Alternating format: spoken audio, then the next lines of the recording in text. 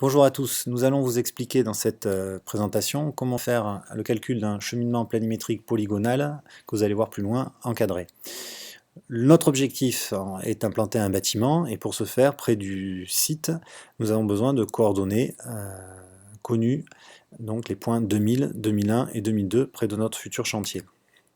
Alors, on va partir pour faire cette polygonale de deux points connus en coordonnées, ici le 35 et 610, mais on va leur associer deux gisements.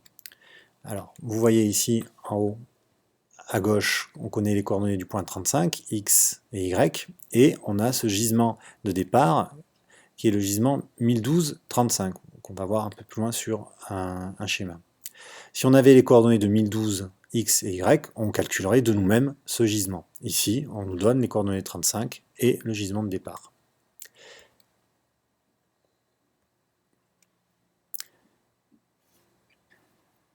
On reporte donc le gisement sur notre canevas, sur notre carnet de calcul et ses coordonnées.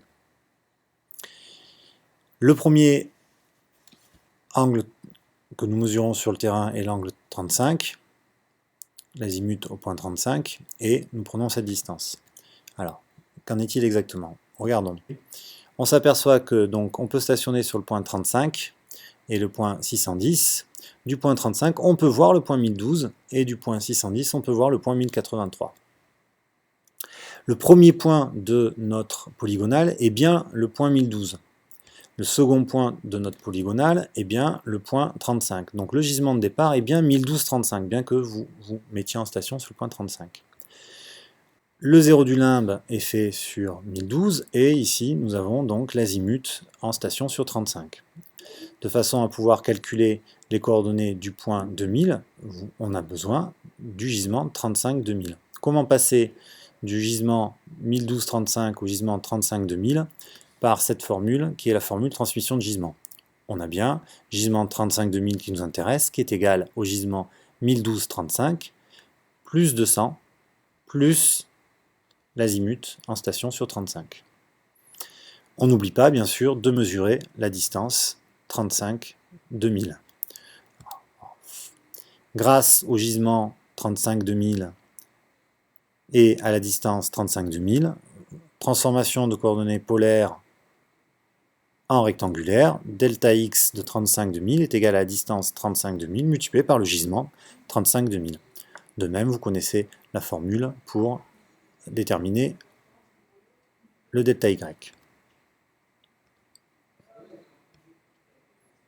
Nous souhaitons donc calculer les coordonnées du point 2000. Nous avons pour cela le gisement 1012-35, auquel nous rajoutons l'angle, l'azimut pris en 35, et nous obtenons le gisement 35-2000. Nous avons mesuré la distance sur le terrain, transformation de coordonnées polaires en rectangulaire, nous obtenons le delta x ainsi que le delta y. Connaissant les coordonnées 35, nous rajoutons les coordonnées delta x et delta y, et nous obtenons bien les coordonnées x et y du point 2000. Et on pourrait procéder comme ça tout le long. Petite réflexion. Nous avons ici le gisement de départ, qui est connu. Nous avons aussi ici le gisement d'arrivée. Attention, le gisement de départ, c'est le gisement du premier vers le deuxième point. Le gisement d'arrivée est le gisement de l'avant-dernier point vers le dernier point. On se met en station sur 2000, 2001, 2002, et ainsi que 610. Que peut-on constater? Qu'au niveau du gisement final, le gisement final, si on reprend la formule de la transmission de gisement, le gisement final est égal au gisement précédent, plus 200, plus l'azimut. Donc on pourrait, de proche en proche, calculer, revenir en arrière et calculer chaque gisement. Et on s'aperçoit, quand on fait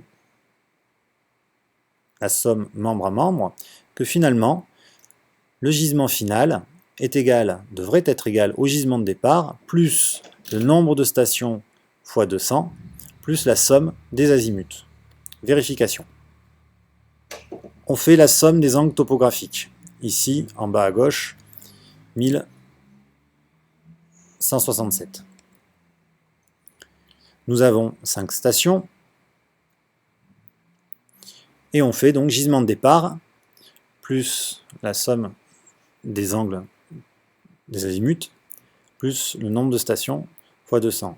On obtient 302,3861. Que constate-t-on? Nous aurions dû arriver et obtenir un gisement de 302,2907. Or, nous avons un gisement de 302,3861. Nous sommes trop loin. Nous sommes allés trop loin. Nous sommes allés trop loin de 0,0954. Donc, il va falloir enlever et compenser sur chacun de nos angles. La valeur va être donc moins 0,0191 que nous allons enlever à chacun de nos angles. Et on peut ainsi donc calculer le gisement compensé qui est égal à 134 plus 393 moins 0,0191 plus 200. On calcule notre delta x, on calcule notre delta y, et on peut donc calculer tous les autres gisements. En faisant bien attention que le calcul du dernier gisement, 302,2907, est bien le même que le gisement d'arrivée théorique. 610 1083. Nous reportons les distances mesurées sur le terrain, nous calculons les autres delta x, nous calculons les autres delta y, et que constatons-nous? Si je fais la somme des delta x, je m'aperçois que quand je suis parti du point 35, je suis allé vers la gauche de 940,370. Or, si je regarde la coordonnée x du point 610 et la coordonnée x du point 35, nous aurions dû aller à gauche de 940,550. Nous ne sommes pas allés à gauche suffisamment. Donc nous sommes trop à droite de 0,180. Et bien, il va falloir aller un peu plus à gauche dans les négatifs, donc on va enlever sur chacun des delta x une compensation. Ici, moins 0,044. Que l'on obtient en effectuant un prorata, c'est-à-dire que plus la distance était grande, plus on considère qu'elle a pu générer une erreur. Nous faisons la même chose sur les delta y. On s'aperçoit que selon nos mesures, nous sommes montés de 1001,527 et en théorie, nous aurions dû monter de 1001,740. Nous sommes donc trop bas. Nous sommes trop bas de 0,213. De la même façon que nous avons compensé au prorata des distances pour delta x, nous faisons la même chose sur delta y, et nous pouvons donc calculer les coordonnées.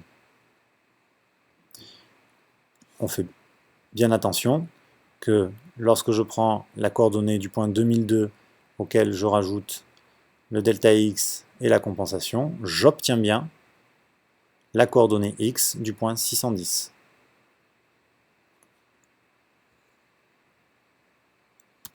Au final, nous avons donc bien les coordonnées des points 2000, 2001 et 2002.